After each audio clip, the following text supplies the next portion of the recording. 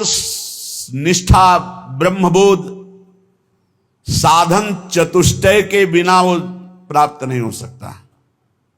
जिसके हृदय में आत्मबोध की भावना मुमुक्षुता जागृत होती है, उसके हृदय में 4 बहुत दृढ़ साधन होते हैं। लोक परलोक के भोगों से वैराग्य, बहुत कठिन बात है, बहुत कठिन। मृत्युलोक के भोगों से ही वैराग्य होना, आप देख लो क्या स्थिति है। अगर लोक परलोक के भोगों से वैराग्य नहीं तो ज्ञान की बातें बघार सकता है, ज्ञानी नहीं हो सकता, ब्रह्मबोध नहीं हो सकता। दूसरा, नित्यानित्य वस्तु का विवेक दृढ़, सत्य क्या है और असत्य क्या है इसका पूर्ण निर्णय हो चुका है, उसे विवेकवान कहते हैं। तीसरा, शम दम उपरति, तितिक्षा, श्रद्धा, समाधान, ये 6 संपत्ति।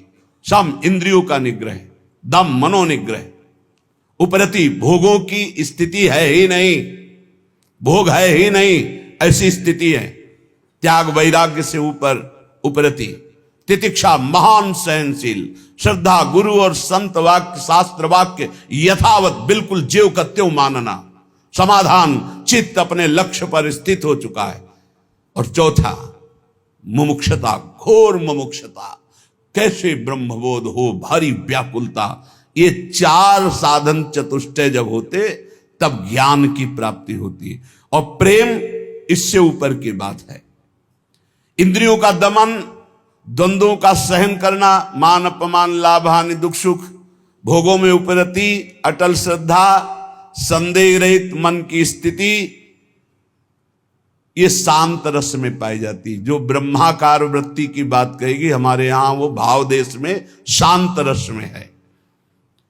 इस शांत रस से दास्यरति बहुत सरस हो गई,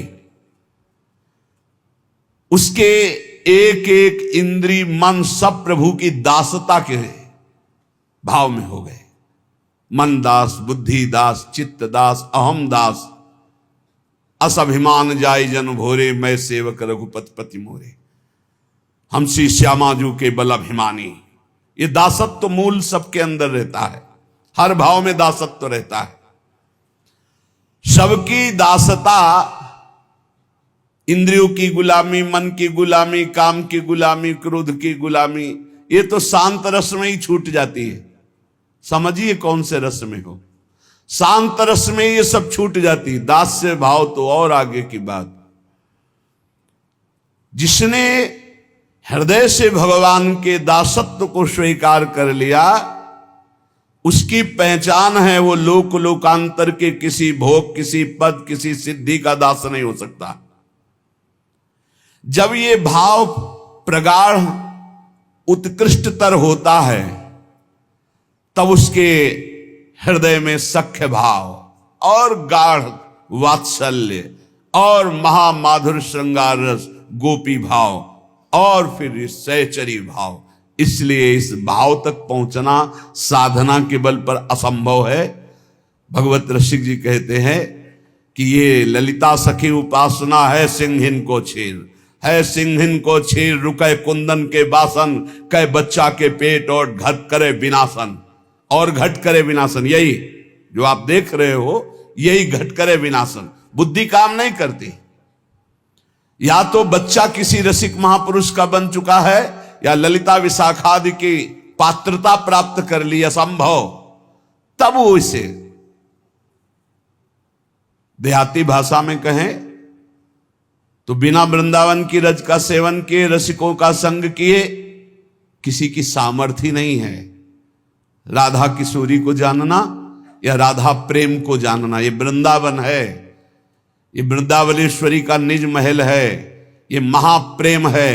यहां उद्धव जैसे ज्ञानी आए थे समझाने तो धूल दूसरित हो गया ज्ञान गोपी भाव को देख करके। आगे की तो बहुत बड़ी बात है।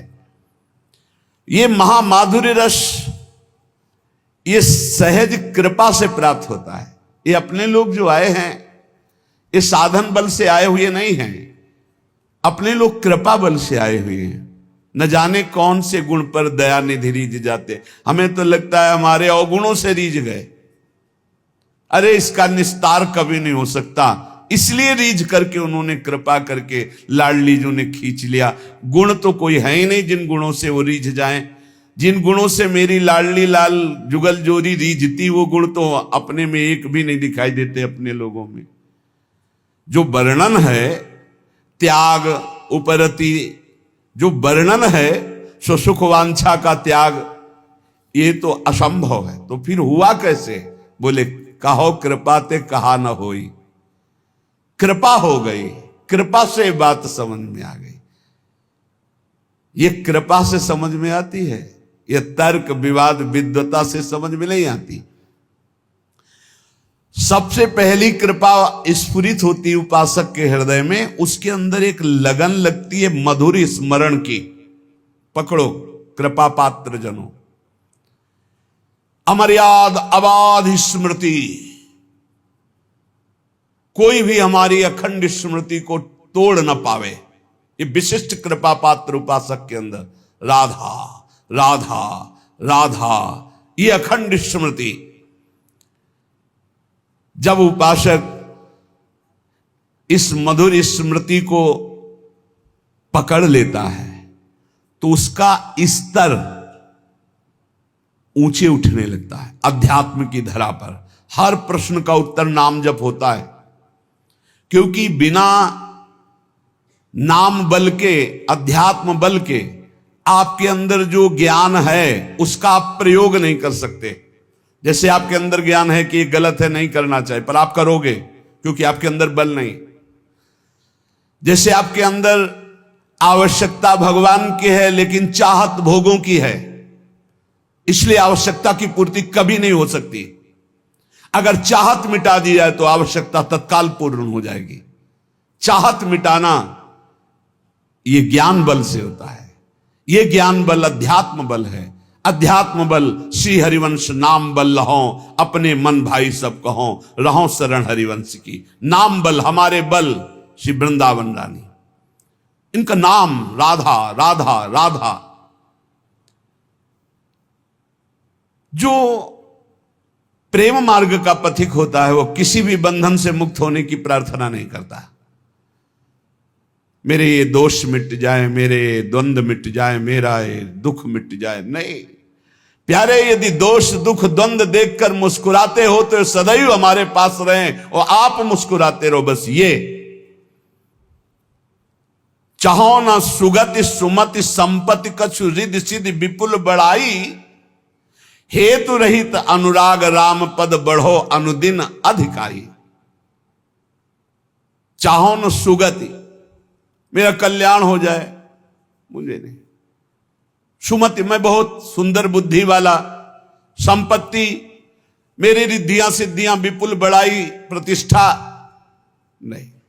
गोस्वामी तुलसीदास जी कहते प्रेमी जो प्रेम मार्ग का पथिक होता है, चाहो न सुगति सुमति संपत्ति कछु रिद्धि सिद्धि विपुल बढ़ाई,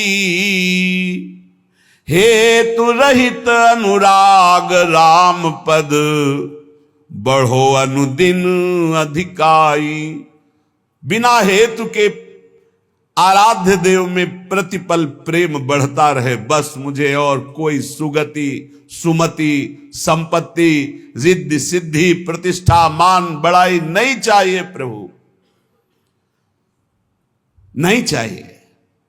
सालोक्य सारिष्ट सामीप्य सारूप्यैकत्व मप्युत दीयमानम न गृहणंती बिना मत सेवनम जना। भगवान देते हैं ऐसे भक्त को ये 5 प्रकार के मोक्ष। सर्वेश्वरमय भगवान के समान लोक में निवास करना सालोक्य, भगवान के ऐश्वर्य के समान ऐश्वर्य की प्राप्ति होना सारिष्ट, भगवान के समीप रहने का अधिकार प्राप्त होना सामीप्य, भगवान के समान रूपाकृति प्राप्ति होना सारूप्य, भगवान में एक हो जाना, लीन हो जाना, एकत्व। 5 प्रकार के मोक्ष देने पर भी प्रेमी भक्त इनको स्वीकार नहीं करता, औरों की तो बात जाने दो। भगवत प्रेम छोड़ करके वो न सदगति चाहता, न सन्मति चाहता है, न लौकिक दैविक संपत्ति चाहता है, न रिद्धि सिद्धि चाहता है, न मान बढ़ाई चाहता है। वो यही चाहता है कि आराध्य देव के चरणों में प्रतिदिन अहेतु की अनुराग बढ़ता रहे, प्रतिक्षण बढ़ता रहे, कभी अंत न हो इस अनुराग का। अर्थ न धर्म न काम रुचि गति न चहो निर्वाण, जन्म जन्म रति राम पद यह वरदान नान। न अर्थ चाहिए, न धर्म चाहिए, नहीं चाहिए, न मुझे कामनाओं की पूर्ति चाहिए, न मोक्ष चाहिए। क्या चाहिए? बार बार कर्म के अनुसार जन्म हो, लेकिन अपने आराध्य देव में प्रतिपल प्रेम बढ़ता रहे। ये प्रेमी हृदय जन्म जन्म में मेरी रति मेरे आराध्य देव के चरणों में हो, जन्म से ही मैं उनकी अनुराग वृत्ति धारण करके सदैव उनका लीला गुणगान करता हुआ जन्म व्यतीत करूं। भक्तवर प्रहलाद जी भगवान से कह रहे, नाथ योनि सहस्त्रेषु येषु येषु ब्रजाम्यहम् तेषु तेषु चला भक्ति रच्युतास्तु सदा त्वयि। प्रभु, मैं आपसे ये नहीं मांगता कि मेरा अब जन्म न हो, मैं मांगता हूं कि कर्म के अनुसार हजारों हजारों योनियों में जन्म हो, मुझे इसकी परवाह नहीं, पर जिस जिस योनि में जाऊं तुम्हारी अचला भक्ति हो।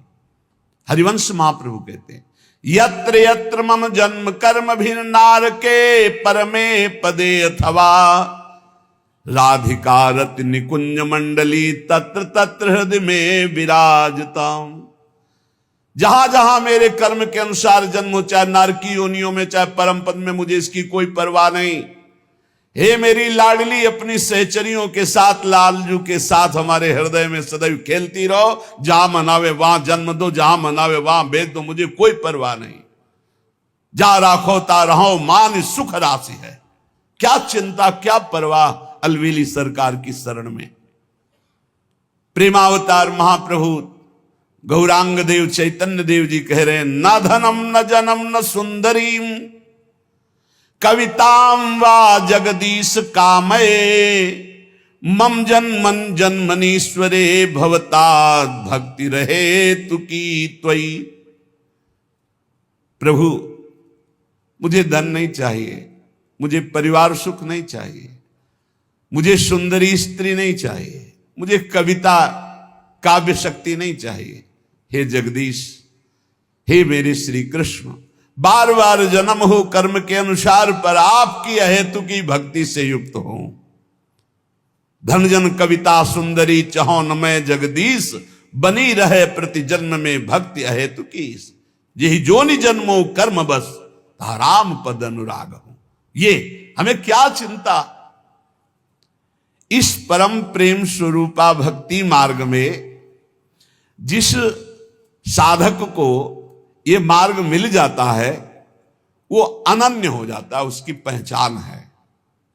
जिस साधक को ये प्रेम भक्ति का मार्ग मिलता है, उसमें अनन्यता आ जाती है।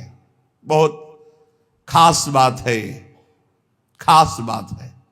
बने तो रघुबर ते बने, और बिगड़े तो भरपूर, तुलसी और अंते बने ताबनबे पे धूल। एक बार श्री सूरदास जी महाराज और महामहिम गोस्वामी तुलसीदास जी महाराज मिले। दोनों हरि के अनन्य भक्त, दोनों पहुंचे हुए महापुरुष।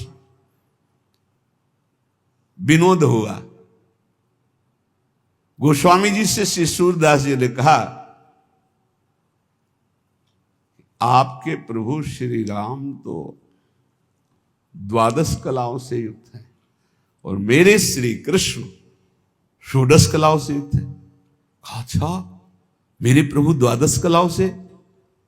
मैं तो सिर्फ अपने राम को राम मान करके, किसी कला या किसी गुण या किसी महिमा मान करके मैं नहीं, मेरे राम सिर्फ मेरे राम है। मैं तो दशरथ नंदन राम का सेवक हूं। बस आपने बताया द्वादश कला, ओहो, आज तो और हमारी छाती चौड़ी।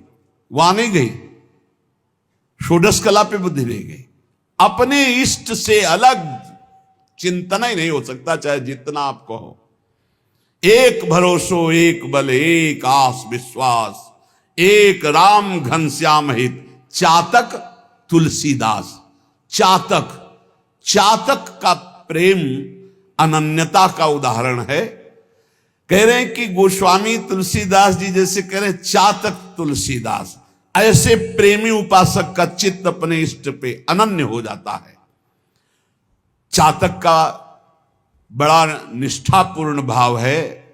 बरसते हुए मेघ के स्वाति बूंद 12 महीना पी पी पी पुकारता रहता है अपने प्रीतम मेघ को। जो घन बरसे समय सिर, जो भरी जन्म उदास, तुलसी याचित चात कहीं तौ तिहारी आस।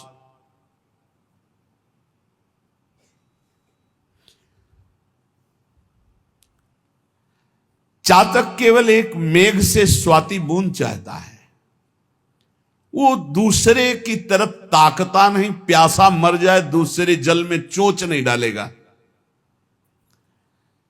तुलसीदास जी कहते हैं कि मेरे प्रभु तुम कृपा की वर्षा करो या ना करो, हम तो चातक है, जीवन भर पी पी पुकारते रहेंगे आपको। यही भक्ति है, यही स्वरूप है, यही निश्चिंतता है, यही बेपरवाही, यही एकांतिक प्रेम है हमारा। एकागी, एकमात्र अपनी तरफ से हम प्रभु से प्रेम करते, वो करे ना करें हमें उनकी परवाह नहीं कि वो हमें प्रेम करते कि नहीं, दुलार करते कि नहीं। तुम चाहे ठीक समय से बरसो, चाहे जीवन भर न बरसो, ये चातक की तरह तुलसी केवल तुम्हारी ही बाट पूरे जीवन जोएगा, तुम्हारी ही आशा करे। ये बात पकड़ो, बस यही है खास बात। हमारे प्रेम मार्ग में खास बात यही है। तुम हमारी तरफ देखो ना देखो, तुम्हारे तो लाखों देखने वाले हैं, लेकिन मेरी दृष्टि तो सिर्फ आप पे ही रहेगी। आपके सिवा मेरा कोई नहीं। मेरा बस आप पर नहीं है, लेकिन बस मेरे आप हैं। मेरा बस आप पर नहीं है, बस आप मेरे हैं। इस पर आपका भी बस नहीं है कि आप हमें हटा सके। आप बरसो ना बरसो, आजीवन हम आपकी ही पुकार करते रहेंगे, राधा राधा राधा राधा। आप नरक भेजो स्वर्ग भेजो, कोई परिणाम की परवाह नहीं। रटत रटत रसना लटी, तृषा सूखी गे अंग, तुलसी चातक प्रेम को नित नून